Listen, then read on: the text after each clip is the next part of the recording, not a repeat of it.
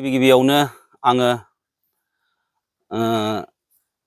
Media बिथांमोननिसिम गाहाम हामलायनाय जासिग्रोबाय।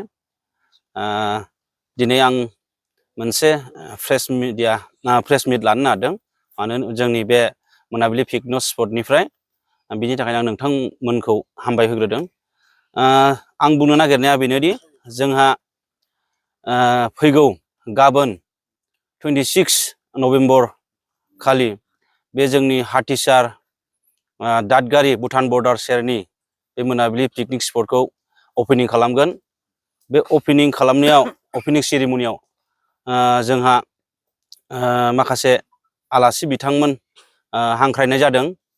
आलासि बिथांमोना जाहैबाय खाथिनि जोंनि सानि भुटान हादर दं साहा, बे भुटान हादरनि भुटान इन्डिया मोनसे फ्रेन्डशिप दङ।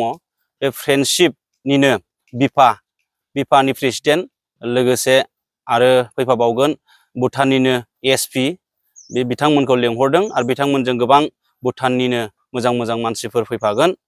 बेखौ बे प्रेस मिडियानि गेजेरजों मिथिहोनाय थाबाय। लोगोसे आरो जोङो हांख्रायहरबावदों गाबोननि बे अपेनिं सेरेमनिनि प्रग्रामावहाय जोंहा दङ बेवहाय एक्ट्रिस हिसाबै बर'निनो मुंदांखा हेलेना दैमारि, बे बिथांखौबो जोंहा हांख्रायनाय जादों। बिथाङा गाबोन जोंनि बे मोनाबिलियाव फैनानै पार्टिसिपेट खालामफैगोन। आरो बेजों लोगोसे जोंहा दंबावो हांख्रायहरबावदों सिंगार, बर'निनो मुंदांखा बिथां बिराज मुसाहारि, बिथांखौबो जोङो हांख्रायहरनाय जादों। बिथाङा गाबोन फैनानै पार्टिसिपेट खालामफैगोन। आरो बेजों लोगोसे दंबावो जोंहा माखासे कमेडियानफोर। बे कमेडियानफोरनि मुङानो जाहैबाय जोंहा दङ अनिल नार्जारि, बिथाङाबो गाबोन फैनानै जोंनि बे मोनाबिलिनि प्रग्रामाव पार्टिसिपेट खालामफैगोन। आरो दंबावो जोंहा कमेडियान आरो बेजों लोगोसे सिंगारबो बिथाङा, बेयो जाहैबाय प्रेक्टिकेल बसुमतारी, बिथाङाबो गाबोन फैगोन। आरो बेजों लोगोसे दंबावो गोबां जोंनि बर'निनो जाखांफुनाय लाइमोन माखासे सिंगार बिथांमोना गाबोन नैबे जोंनि मोनाबिलि पिकनिक स्पटनि अपेनिं सेरेमनियाव फैनानै नाइट श' कालचार नाइट प्रग्रामावहाय पार्टिसिपेट खालामफैगोन।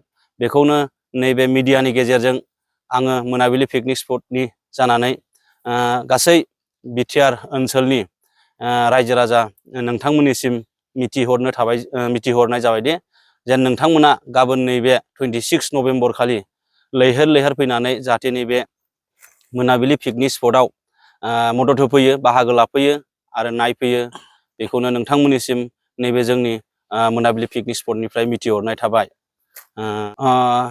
देग्लायनि सुबिदा होननानै बुङोब्ला जोङो थांनाय बोसोराव जेरैहाय खालामदोंमोन, दखानफोरखौ गोबांथार दखान होदोंमोन, नाथाय जोङो देग्लाय बांद्राय गोबांथार दखान होनाय जायाखै, एसे खमैनो होदों होनाया।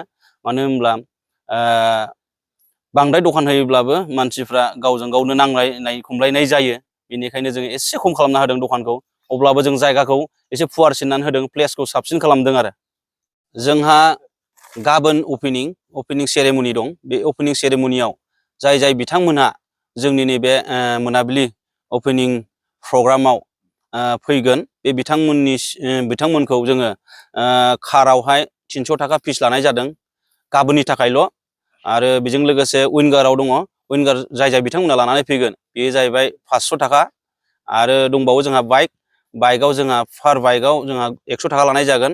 बेजों लोगोसे आरो जाय बिथांमोनहा ओनसोलनि थाबायनानै फैयो, बे बिथांमोनखौ जोङो सासेयावहाय 30 थाखा खरि खालामनाय जादों। नाथाय बियो थाबाय थानाय नङा, इयुनाव गाबोन जोंहा अपेनिं सेरेमनि बे प्रग्रामनि थाखायल' जोङो बेखौ खालामनाय जादों। आरो इयुनावहाय जोङो फिसखौ एसे खमायना होनाय जागोन। सिगांनि बायदिब्ला जोंहा बासखौहाय 500 रां लानाय जादोंमोन, आरो उइंगारफोरखौबो 300 रां लानाय जादोंमोन।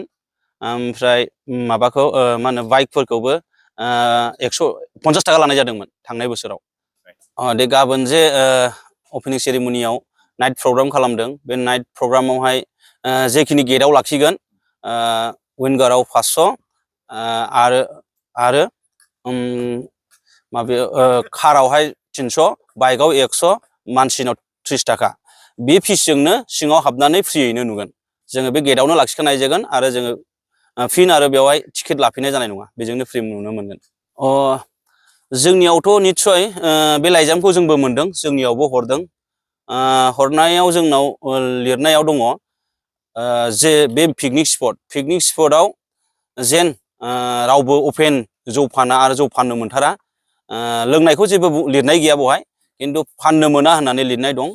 बेजों लोगोसे बेलासिनि 4 PM जाब्लानो अपेनिं बे मोनाबिलि पिकनिक स्पट बा जिखुनु स्पट बेखौहाय क्लस खालामनांगौ होननानै लिरनाय दं।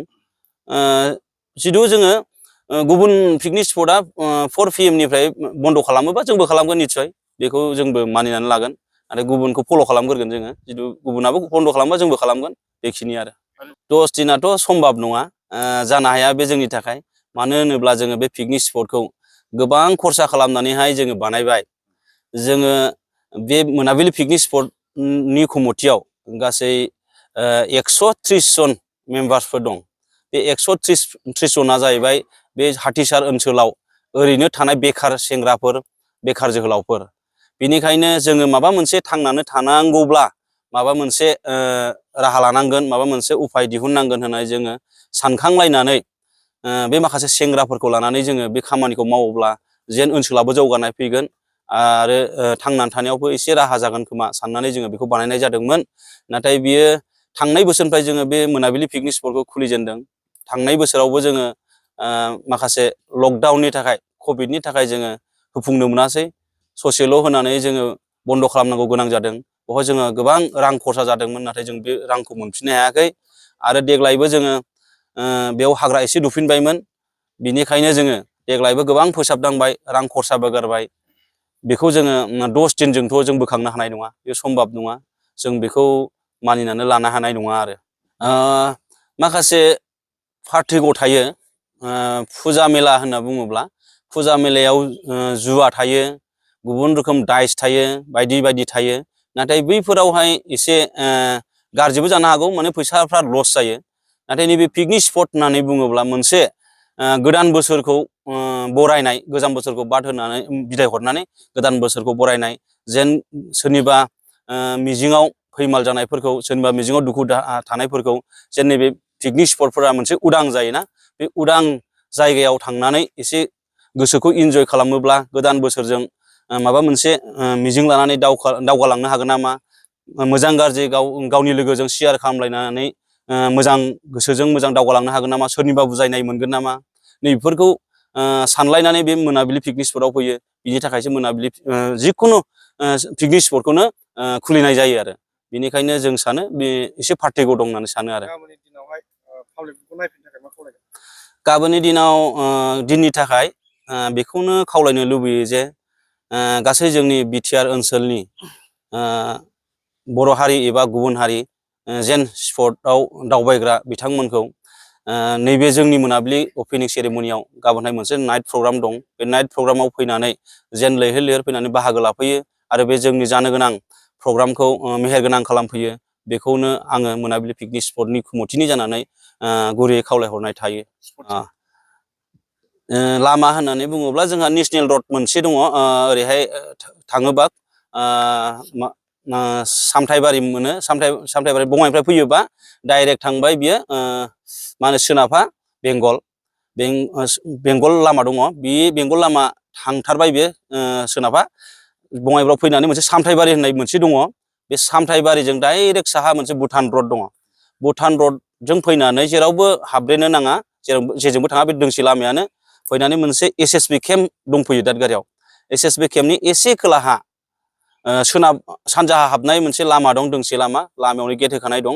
बे गेटजों हाबोब्लानो ससे 1 किल'मिटारसो फैब्लानो मोनाबिलि पिकनिक स्पटखौ मोनफैयो आरो। जायफोरा बङाइनिफ्राय फैयो, बङाइगावनिफ्राय फैयो, बियो सामथायबारिजों हाबलायनाङा, बेवहाय मोनसे लामा दंबावो, मा होनोमोनलाय, काजलगावजों डाइरेक्ट फैनानै बेंटल मोनफैयो, बेंटलजों फैनानै डाइरेक्ट सान्तिपुर मोनफैयो। बे सान्तिपुरजों फैबाथाय आरो दादगारिखौनो मोनफैयो, बे लामाखौनो, हाथिसारखौनो। आरो जायफोरा ओरै बागमारा साइड बिजनि साइड, बागमारा बिजनि साइड होनना बुङोब्ला ओरैहाय बागमाराजों डाइरेक्ट फैग्रा लामा दङ, बेजोंबो फैनो हायो। नाथाय ससेया एसे हाद्रि जायो आरो लामाया, बेजोंबो फैनो हायो। बागमाराजों डाइरेक्ट बे मोनाबिलिया ससेल'थार, बागमारानिफ्राय बेजोंबो फैनो हायो।